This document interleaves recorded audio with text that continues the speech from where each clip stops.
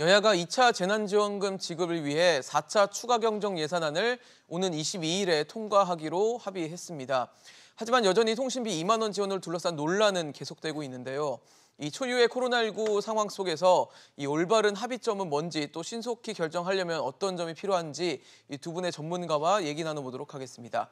서울여대 경제학과 이종욱 명예교수, 송현경제연구소 정대영 소장 나오셨습니다. 어서 오십시오. 네, 반갑습니다.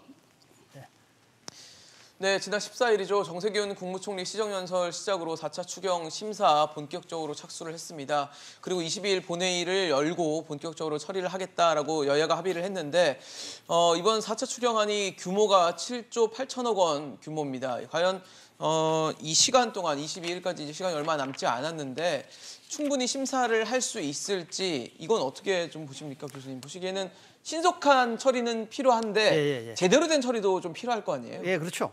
7조 8천억 정도가 이게 이제 우리가 추경인데 추경이라는 것은 항상 어떤 목표를 가지고 편성되는 것이라 그 목표에 적합하냐 안 하냐를 보면 빠른 속도로 할 수 있어요. 그런데 이제 이게 우리 이번 4차 추경은 맞춤형 긴급 재난 지원이라고 하는데 초점을 두고 있는데 과연 이 7조 8천 예산 가운데 여기의 범주에 맞는 것이 어느 것이고 그렇지 않은 것이 뭐냐 하는 그 부분에서 지금 이슈가 되고 있는 게 이제 통신비 9천억 원입니다. 그렇죠. 이게 이제 결국은 7조 8천억 원의 약 12%에 해당하는 부분이거든요. 그래서 이 부분에 대해서 여야가 어떤 식으로 이제 타협을 해가느냐. 뭐 저 개인 생각은 9천억 다 빼도 별 문제가 없다고 생각해요. 다 빼준다는 게 어떤 말씀이시죠? 그러니까 그거를 이 추경에서 빼고 안 그러면 그걸 갖다 지금 현재 제일 이슈가 되고 있는 것이 고용보험기금의 고갈입니다. 지난번 우리도 뭐냐 하면 14조 3천억 원에 우리 그 1차 재난지급할 때 정부 입장에서 보면 약 2조 2천억 정도가 기부가 들어오면 그걸 우리 고용보험기금으로 돌리기로 한번 했잖아요. 그러니까 이제 이게 통신비가 불효불급하다 그러면 지금 당장 정부가 고용보험기금 자체가 지금 안 좋은 상황으로 가고 있는 거는 뭐 많은 분이 알고 있다 이거지. 그래서 그쪽으로 뭐 돌려도 되는 거고. 그래서 저는 타협할 수 있는 진짜 지금 여야가 지금 이슈가 특히 야당이 문제를 제기하고 있는 9천억 부분이지 않아요. 나머지 부분은 그래도 다 공감을 하니까. 그 부분에 대해서만 뭐 쓸 곳은 워낙 많으니까. 그게 타협점을 찾으면 제가 22일 날 추경 통과하는 거는 뭐 별 문제가 없는데 실제로 추경에 수혜를 받는 사람의 호주머니와 통장에 돈이 드는 데까지의 시간이 그 추경의 항목에 따라서 시차가 좀 있을 것 같습니다. 그렇겠죠. 사실 지금 추경안이 국회에 제출된 게 지난 11일입니다. 11일이고 추경안 처리로 하기로 한 게 22일이거든요. 그러니까 10하루, 그러니까 11일 정도 안에 추경안 7조 8천억 원을 어떻게든 처리를 해서 통과시키겠다라는 건데 시간이 좀 짧다는 생각도 들고요. 지금 교수님 말씀하신 통신비 논란 이런 것들 때문에 혹시 처리가 지연되지 않을까라는 얘기들도 있거든요. 이게 이제 뭐 금액으로 본다면 그렇게 짧은 건 아니죠. 우리 본 예산 같은 게 한 500조가 넘는데 이것도 뭐 어떤 때는 한 2, 3주에 끝나니까 뭐 이게 일주일 정도에 갖고 7조, 8조 정도를 심사한다면 그리고 이게 좀 목적이 단순하기 때문에 단순합니다. 그런데 통신비 문제가 이제 뭐 보기에 따라서 굉장히 문제가 좀 다르게 볼 수 있을 것 같아요. 통신비는 논란의 요지가 많고 뭐 정부가 넣은 이유는 대략 알죠. 이번에는 이렇게 맞춤형으로 이렇게 딱 특정 계층에 지원을 합니다. 이제 그냥 어려운 계층한테 잘한 것 같은데요. 그러다 보니까 이제 못 받는 사람들이 좀 굉장히 많으니까 좀 그거를 달래기 위해서 좀 가능한 적은 예산으로 쓰기 위해서 통신비를 한 것 같아요. 정부의 생각은 도움도 좀 주자. 뭐 그런 것 같은데 일종의 추석 선물 비슷하게 그런 것 같은데 참 이것은 그냥 여야가 적절한 선에서 타협을 했으면 좋겠습니다. 뭐 좀 이것을 좀 이렇게 젊은 층에다만 준다든가 이것도 좀 줄여서 준다든가 해서 타협을 하든가 아니면 뭐 그냥 좀 더 빠른 걸 원한다면 뭐 그냥 정부가 조금 모양이 그렇더라도 좀 빼둔 것도 큰 문제는 없을 것 같아요. 9천억 정도뿐이 안 되기 때문에. 그러니까 이 9천억 원의 통신비 이 추경 때문에 추경 전체가 미뤄지고 뭐 늦어지고 시행이 늦어지고 이런 거는 안 된다는 말씀이시죠? 그렇죠. 그것은 더 경제에도 마이너스고 지금 굉장히 어려움이 큰 자영업자들은 하여튼 하루라도 빨리 받는 게 도움이 됩니다. 가능한 추석 전에 받아야 될 것 같고요. 그러니까 이것을 좀 대승적으로 결정했으면 좋겠습니다. 해도 사실은 뭐 전체 규모로 볼 때 큰 게 아니기 때문에 뭐 좀 여당이 양보하건 야당이 양보해서 빨리 이건 좀 추경은 결론을 내줬으면 좋겠다 이런 생각을 합니다. 사실 뭐 대승적인 결단을 내리고 빨리 신속하게 결정을 해야 되는 시점은 맞는데 과연 그렇게 될지에 대한 의문이 생깁니다. 지금 청와대 특히 이호순 경제수석 같은 경우는 통신비 2만 원 지원을 갖고 이 무의미한 지원이 아니다라고 하면서 현재 나오고 있는 비판이 이해가 가지 않는다라고 말을 했는데요. 그 얘기는 뭐 밀어붙이겠다는 어떤 의지로도 좀 해석이 되다 보니까 이게 과연 여야 합의에서 이게 어느 정도 절충점을 과연 찾을 수 있을까라는 좀 의문이 들거든요. 사실 지금 저 추경안이 나오고 나서 전체 추경안 가운데 한 12%가 그냥 통신비로 나가면서 예. 원래 정부가 저걸 할 때 뭐냐면 우리가 1차 재난지원금을 할 때 보편적 지원을 했단 말이죠. 그렇죠. 그래서 정부가 확실한 건 뭐냐면 2차 지원 같은 경우는 선별적 지원을 하겠다. 어려움을 겪는 사람에게 더 많이 주는 걸로 하고 예. 그러면서 그렇지 않은 경우는 재정을 아껴서 또 그다음에 이제 필요한 어차피 지금 이제 모든 재정은 국가 채무가 증가하면서 이루어지는 것이지 세수가 뒷받침돼 가지고 이루어지는 건 전혀 아니거든요. 그런데 이제 저 부분에 대해서 통신부가 이슈가 되니까 저거를 방어하시는 분들이 다들 뭐냐면 청와대 정책실장 그다음에 경제수석 이런 분들이 나와서 방어를 하시기 시작했어요. 통신비 줘야 된다. 줘야 된다고 이게. 하는 게. 그래서 이제 지난번에 정책실장께서 한번 이야기하는 거 보니까는 비대면 수업이 늘어나고 뭐 등등 하는데 비대면 인터넷 가지고 하는데 각 집안에 다 정액 요금하는데 그게 무슨 의미가 있습니까? 실제로. 그래서 우리 이호정 경제정책 수석께서도 이해 못하겠다 그러는데 제가 한마디 하고 싶어요. 사실은 우리가 그동안에 이 경제학에서의 경제 성장 이론을 하다 보니까 빈부격차가 커지더라. 그래서 2008년에 이제 월드뱅크하고 IMF 그다음에 세계적으로 유명한 경제학자들 모여서 나온 개념 자체가 이제 포용적 성장 모형을 이야기하게 됩니다. 포용적 성장. 포용적 성장 포용적 모형. 성장. 그래서 포용적 성장 모형 박근혜 정부도 그랬지만 이 정부에서 특히 강조를 많이 하잖아요. 근데 포용적 성장에서 이 사람들이 무슨 이야기하냐면 정책의 질이 어느 때보다 중요하다. 정책의 질이 중요하다. 그러면서 이 사람들이 배드 팔러시라고 리스트를 아예 만들어요. 이런 정책을 하지 마라. 근데 우리 정호성 수석하고 우리 저 정책실장님한테 그 책 한번 읽어보라고 이야기하고 싶어요. 이를테면 에너지 저거 뭐냐면 에너지 지원금이라든지 통신비 지원 같은 경우는 불효불급한 비용이면 아낄 수 있는 거거든요. 저걸 못해가 죽는 건 아니에요. 그러니까 제일 중요한 거는 생계비 지원이라든지 식품 지원이라든지 그다음에 사람들이 이제 외식 같은 경우도 사실 어디 못 나가게 사람들이 분노에 찰 수 있잖아요. 예. 이런 부분인 것이지 개인의 노력에 의해서 절약할 수 있는 부분까지 정부가 저렇게 배려한다는 것은 포용적 성장에서 정책의 질이 중요하다 가운데 하지 마라. 그래서 나는 두 분에게 물어보고 싶어요. 그 책에 한번 보시면 하지 말라고 하는 정책, 배드 팔러시라고 하는 리스트에 이 정부가 한 2개 정도를 이미 해버렸어요.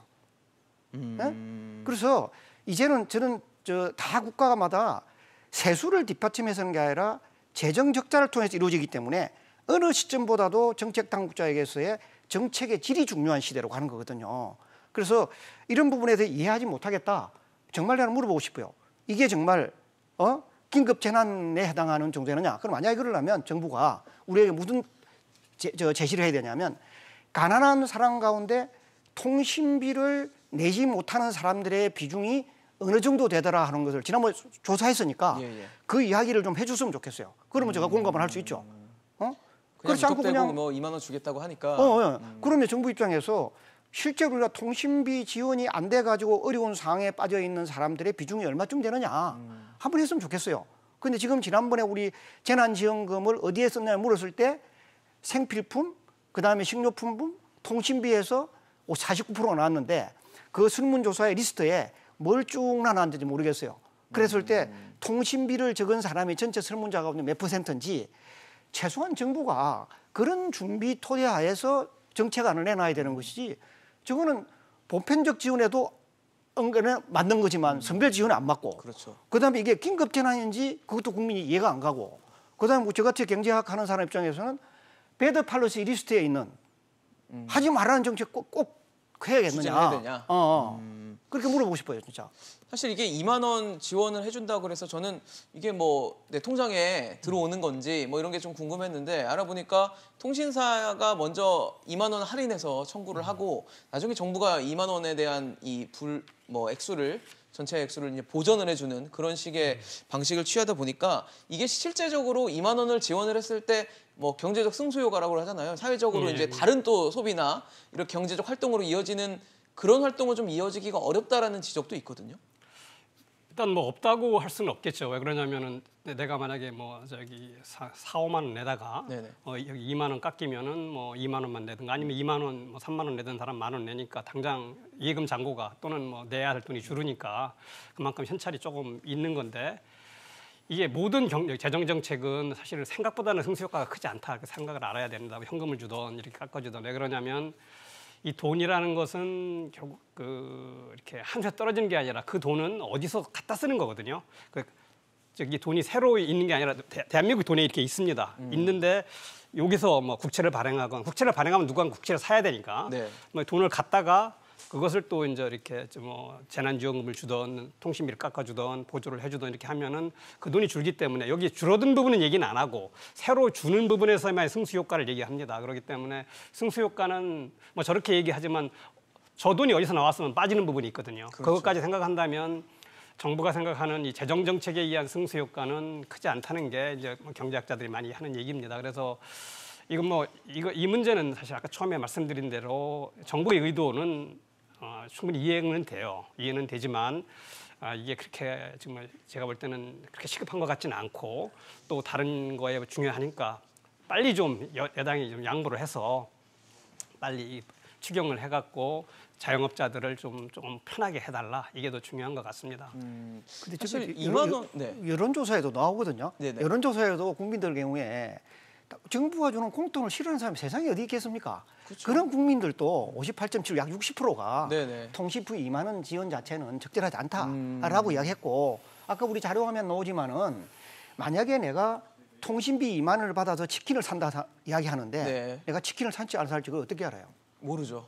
그리고 요즘 같은 상황에서 아끼시는 분들도 있을 수 있겠다는 그럼요. 그게 저 돈이 있으면 지금 치킨에서 국민들이 이제 산다고 하는데 만약에 정부가 온누리 상품권을 주면 소비할 수밖에 없죠. 그렇죠. 이거 사실 저희가 이제 뭐 만약에 승수 효과를 발생시키려면 뭐 예를 들어서 2만 원이니까 치킨을 사 먹고 이러면 뭐 주인의 소득이 늘고 뭐 아르바이트 임금을 주고 이래서 이게 혹시 경제 활성화를 할 수 있는 건가라고 한번 저희가 시나리오를 한번 그려보긴 했는데 글쎄요. 과연 치킨은 원래 먹을 예정이 없었는데 2만 원이 생겼다고 치킨을 과연 사 먹을까? 이런 의문은 들거든요. 사실. 그러니까 저게요. 갱신련에서도 한번 지적을 하는 것 같은데 저기 통신사에 대한 어떤 손실에 대한 보전지급이 아니냐, 보전하는 게 아니냐. 아, 통신사 배불려 주는 거 아니냐? 경제정의 시민단체에서 그 이야기 했더라고요. 그래서 저는 그런 생각이에요.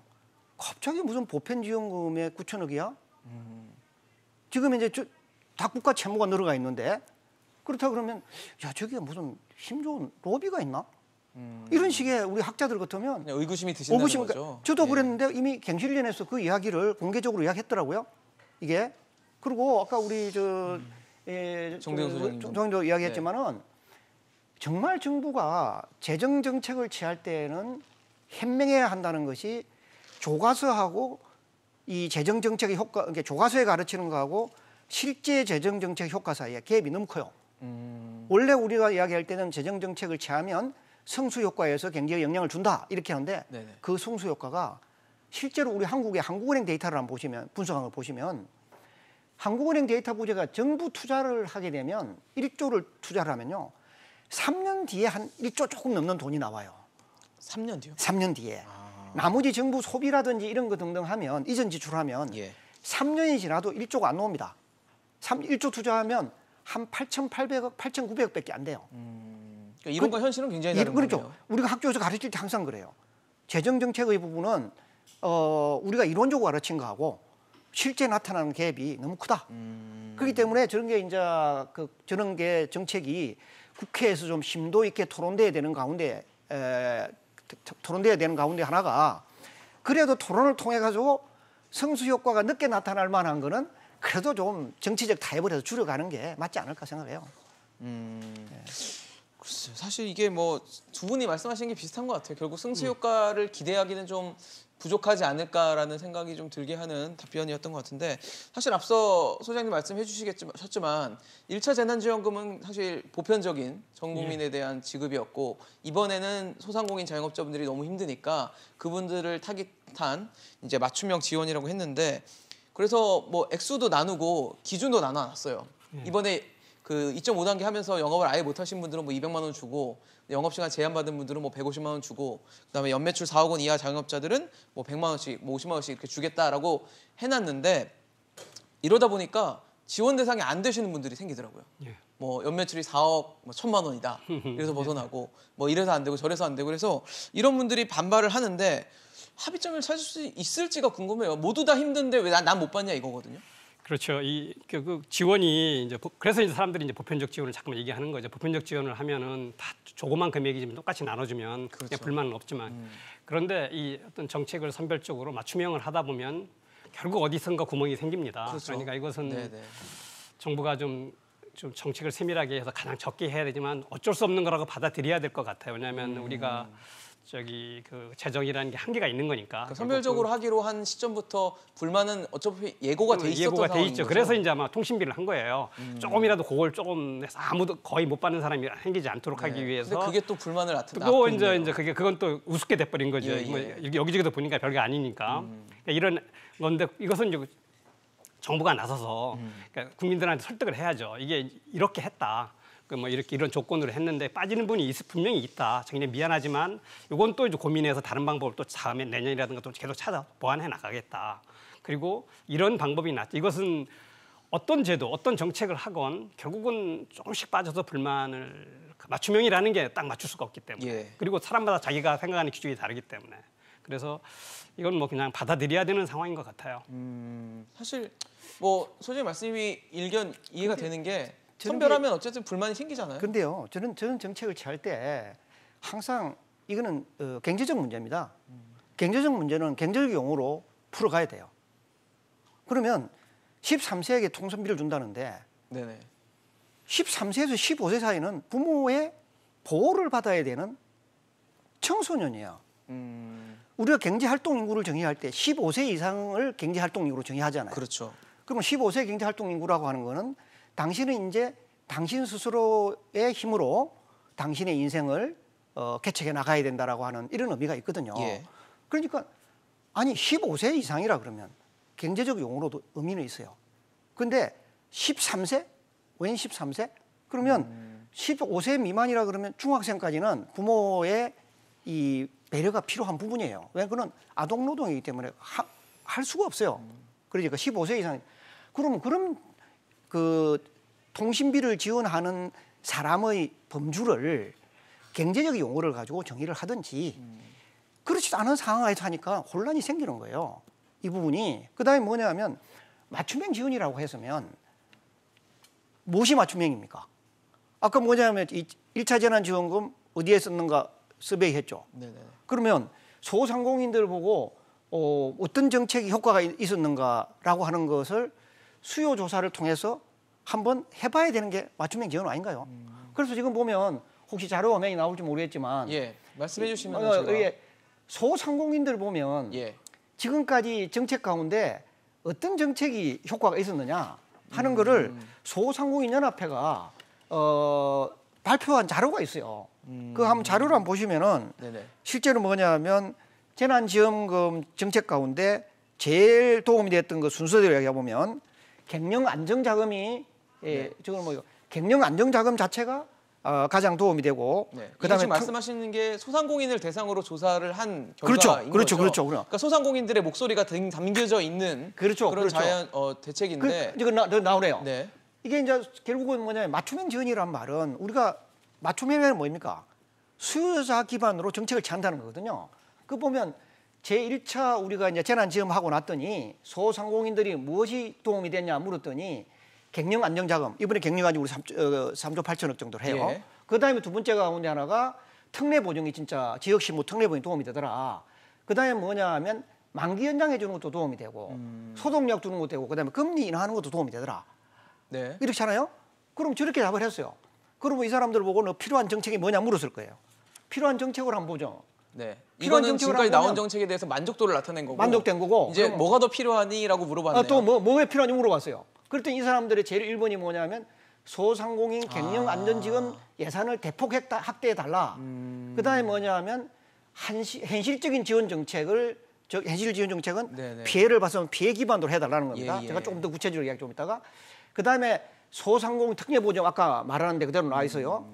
그다음에 특례보증에 대한 이자율 좀 인하해달라. 낮춰달라. 그다음에 이제 있는 게 제가 이제 통신부를 자꾸 이렇게 토를 다는 이유가 저기 보시면 정부 지원의 소상공인 가게 이용 홍보, 정부의 온누리 상품금이나 이런 걸 등을 통해 가지고 그런 매출이 일어날 수 있는 걸 좀 해달라는 거거든요. 정부가 나서 홍보해달라. 그러니까 오히려 저걸 갖다 온누리 상품권을 주면서 요즘 이제 시장 가면 좀 마스크 쓰고 다닙니다. 네네. 한번 가보시면 전통시장에도 그렇죠. 거기 가서 추석 같은 거 할 수 있으면 그냥 10만 원 드리면 되거든요. 이게 우리가 뭐 지금 이제 4,640만 정도 되는 것 같아요. 지금 우리 통신비 혜택을 받는 사람이. 네네네. 그럼 가구 수를 알아보면 저거보다 훨씬 싸요. 10만 원 주면. 그렇잖아요. 그렇죠. 그러니까 저기에 나온 거를 토대로 해보면 정부의 정책이 어디로 가는 것이 핀세트 지원이고 정말 맞춤형 지원인지 알 수 있어요.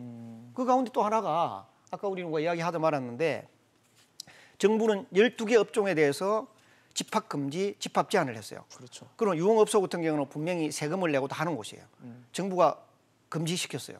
네. 그럼 이 사람은 이 법에서 합법적인 영업 활동하고 있는 곳입니다. 근데 정부의 지원에서는 벗어나 있는 거죠. 금지는 시켜놓고 정부가 허가는 해줘요. 근데 분명히 뭐냐면 금융에서는 정책 금융에서는 그게 지원 안 해주는 거 맞습니다. 근데 정부가 합법적으로 허가해줬고 정부는 법에 의해서 영업하면 안 돼. 그렇지만 이 사람 입장에서는 건물의 임대료도 내야 되고 내야 돼. 이자도 내야 돼. 그렇죠. 이 사람들을 다 제외시켜 버렸잖아요. 나는 그거는 한번 생각해 볼 필요가 있다고 생각해요. 이 부분 자체에 대해서는 특별 상황에 와 있기 때문에 네네. 그래서 이런 부분을 정부가 핀세트 지원한다 그랬으면 핀세트 지원에 맞는 자료를 기반으로 정책을 재야 학자나 어떤 정책 당국 언론도 그거 참 일리가 있구나 생각할 거라는 거죠. 그러니까 사실 소상공인들이 지금 힘든 시기를 겪고 있는 소상공인 자영업자들이 해달라고 하는 것들을 조금 귀담아 듣고 이것에 대한 리액션과 피드백을 주는 게 좀 더 정책적인 방향에 있어서 좀 더 양질의 대책이 나오지 않을까라는 생각은 드는데 제가 제 주변에도 자영업을 하시는 분들이 계셔서 여쭤본 적이 있거든요. 금리 낮게 요즘 대출해 주는데 너무 힘들면 그거 받으면 어떻겠냐고 여쭤봤더니 그런 말씀을 많이 하세요. 이게 지원금이 아니라 어차피 나중에 또 갚아야 되는 돈인데 빚이다. 지금 뭐 안 그래도 힘든데 빚까지 지면 나중에 어떻게 하냐. 이런 얘기를 하시거든요. 그렇죠. 뭐 너무 당연한 거죠. 지금 사실 소상공인들이 이제 뭐 코로나 때 영업이 안 되고 또 코로나가 언제 끝날지도 모르잖아요. 그러니까요. 또 코로나 이후에도 사업이 정상화될 가능성은 별로 없고. 그러니까 뭐 대출을 더 받은다면 여기 대출을 연장한다면 그것을 또 이게 뭐 그 이후에 결국 자기가 갚아야 되기 때문에 그렇죠. 또 다른 부담이 됩니다. 그러니까 이게 이제 대출은 뭐라고 할까 그냥 잘못하면 언발에 오줌 누는 아주 그런 현상이 될 것 같아요. 그래서 조금 제가 생각할 때는 보다 근본적인 대책들을 생각해야 돼요. 이 교수님 말씀하셨는데 뭐 어떤 정부가 어떤 상황 때문에 이제 뭐 영업 금지를 시켰다 그것까지 받아들일 수 있을 것 같아요. 그런데 그러면 그에 대한 상응한 보상을 해줘야 됩니다. 그러면 뭐 세금 문제라든가 아니면 임대료 같은 것을 내지 않아도 되게 해준다든가. 임대료 안 내도 되게. 미국 같으면은 뭐 행정명령 같은 걸 갖고서 뭐 임대료 연체를 하거나 이래도 이제 퇴거 못 시키게 굉장히 신자유주의 국가가 이면서도 한국도 이렇게 이제 이런 뭐 영업을 제한하거나 영업을 금지한 업종은 임대료를 뭐 내지 않아도 그러면 그것을 이제 또 임대인은 또 그것을 정부한테 이제 세금으로 어떻게 보완을 받았어. 이러한 조금 더 이렇게 좀 세밀하고 정치한 제도를 만들어서 지금 이게 굉장히 긴급 사항이라고 생각한다면 그 정도까지는 생각을 해야 될 것 같은데 그냥 거기까지는 이제 못 가는 것 같아요. 그러니까 사실 이 고통을 분담해야 되거든요. 그러니까 뭐 이게 이제 자영업자도 소상공인도 고통을 분담해야 되지만 건물주도 고통을 분담해야 되고 또 정부도 분담을 해야 되고 또 뭐 공무원들도 분담을 해야 되고 이런 상황인데 이게 지금 안 되고 있는 것이 그리고 나서 조금씩 이렇게 조금씩 주는 거에 대해서 하다 보니까 못 받는 사람들이 이제 굉장히 불만이 많을 수밖에 없다 이렇게 생각을 합니다. 사실 뭐 지금 저 부분도 사실은 소상공인들에 대한 이제 이번 정부 정책에는 예. 추경 속에 소상공인에 대한 그 금융 지원 자체는 아예 없어요, 사실은. 왜 없는지 아세요? 왜 없을까요? 이미 지원됐는데 실행이 안 된 돈이에요. 아, 그래서 이거 정책은 있는데 이행이 안 되는 거예요. 이행이 안 되는 이유죠. 네. 이행이 안 된 돈이 이제 9조 4천억 정도 됐어요. 그래서 9조 4천억이 돼 있는데 이게 이제 아까 우리 정 소장의 말씀대로 정부가 보정을 통해서 주는 돈은 갚아야 되는 돈입니다. 그렇죠. 그러니까 보정에 대해 갚아야 되니까 보정 심사를 하는 사람은 갚을 능력 있는 사람한테 주지 않겠어요. 그럼요. 그렇잖아요. 있어야죠. 그런데 만약에 갚을 능력 없는 사람한테 내가 심사해 줬다 그러면 내 개인의 기책 사유가 되지 않겠어요. 그래서 뭐 그런 걸 이제 감경해주고 이런다고 하지 않았나요? 그런데 지금 이제 그 말은 없거든요. 그러다 보니까 지금 이제 9조 4천억 정도가 지금 우리 소상공인 지원해 주신 돈이 잠겨 있어요. 잠겨 있었다 보니까 지금 정부 입장에서 2차 대출에서는 1,000만 원을 2천만 원으로 인상하겠다. 그럼 뭡니까? 원래 해주려고 하는 사람들의 반만 해줘도 2천만 원 하면 소기의 목적을 달성할 수 있는 거 아니겠어요? 그런데 네. 저 부분 자체에 대해서 1천만 원을 왜 소진이 안 됐을까? 생각해 보면 아까 우리가 이야기한 대로 내가 빌려간 돈을 가지고서 코로나19로 정상화되더라도 정상화되는 속도가 상당히 늦을 거라는 말이죠. 그렇죠. 어떻게든 몰라요. 그러면 2, 3년에 장기 처리를 안 해주면 저 빌려가는 사람들도 상당히 부담스러울 거예요. 그리고 급하게 빌려갈 만한 사람은 다 빌려갔을 거예요. 제가 이제 요즘 금융권 사람을 만나보면 요즘 이제 가계대출이 급증한다 그랬잖아요. 신용대출이 급증하는 거거든요. 그렇죠. 신용대출이라는 건 마이너스 대출 통장을 많이 쓰는 거예요. 마통이죠. 마이너스 통장 쓰는 거예요. 네. 마이너스 통장 자체의 금리가 대출 금리보다 싸요. 그냥 1%예요. 그러니까 지금 이제 정부 입장에서 왜 지금 소상공인 이 금융 지원 자금을 마련해놨는데 안 될까? 그래서 이제 이 부분은 9조 4천 2천억에 소진하려고 그렇게 하고 또 이제 이번 추경에서 소상공인 금융 지원이 이렇게 중요하다 나오는데 안 하니까 이제 지역신용보증기금에 가지고 있는 예비비를 약 이게 지금 이제 16개 지역 신보에 합해 보면 약 9천억 정도 돈이 남아 있어요. 그걸 갖다가 이번에 이제 풀겠다. 그렇게 이제 지금 하고 있는 것 같습니다. 예. 그래서 정부가 저 부분에 대해서 소진이 안 되는 이유에 대해서 좀 더 깊은 통찰을 할 필요가 있다. 왜냐하면 일단 한번 받은 사람 못 받아요. 그러면 받은 사람은 신용이 좋은 사람이 받은 거 아니겠습니까? 그러면 저신용자가 좀 저신용자 남아 있는 거거든요. 그럼 저런 사람을 위해서 우리가 어떤 배려를 할 것인가를 좀 생각해 봐야 될 부분이죠. 이게 알겠습니다. 사실 뭐 정부가 코로나19 상황의 위급성을 알고 있고 그다음에 뭐 자영업자 소상공인 타겟팅해서 지금 지원하려고 하고 있는데 두 분 말씀을 들어보면 상당히 뭐 기준도 좀 모호한 것도 있고 데이터도 좀 모호하고 그리고 또 정책 자체도 좀 차별적인 정책들이 나오면서 거기서 또 불만이 터져 나오는 그렇죠. 그런 상황이 아닌가 싶습니다. 정책적인 좀 보완이 필요할 것으로 보이고요. 차후에 또 계속 지금 코로나19 상황 그리고 또 자영업자들의 어려운 상황 계속되고 있기 때문에 저희가 또 두 분 모시고 토론하는 시간 마련하도록 하겠습니다. 오늘 두 분 말씀 감사합니다. 네, 수고하셨습니다.